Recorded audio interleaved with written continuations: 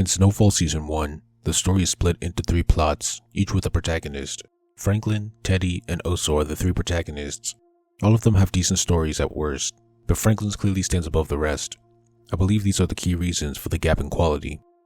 The first reason is that if each of these plots were movies, Franklin's feels like it would be the first movie, while Teddy and Oso's feel like it's at least their second. In Saint's plot, the backstory is that he quit college, works at Cho's, and sells weed for his uncle. The inciting incident of his movie is getting the opportunity to sell cocaine, which becomes the focus of his story. This is easily the most pivotal moment in his life so far. In Teddy's plot, there's already a lot of backstory that could be its own movie. He's in the CIA. He has a kid, and his wife, who was also a CIA agent, has a strained relationship with him. There's this event in his past where he messed up and one of his agents died. In Oso's plot, his backstory includes his family dying, becoming a wrestler, and working for the cartel. For Teddy and Oso, it feels as if their story starts in the middle rather than the beginning.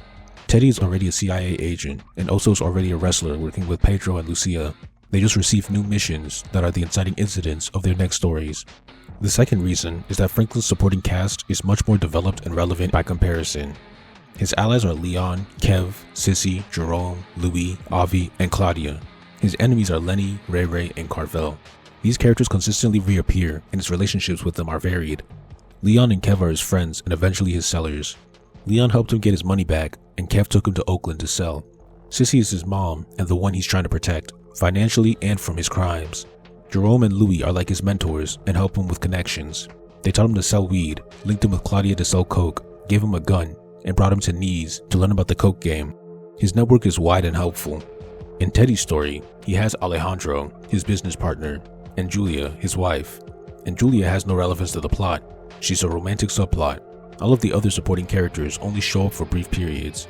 In Oso's story, he has Lucia and Pedro as allies, and Ramiro as an enemy. Like with Teddy, other supporting characters lack relevance in screen time. The third reason is that there are times where important scenes are skipped over in the other 2 plots. In episode 4, Oso killing the target was completely skipped. The episode starts with him dead, and only through dialogue recapping the event do we learn what happened. In episode 5, Teddy is suddenly in the desert with Alejandro unconscious. We don't know what happened and is only implied through dialogue.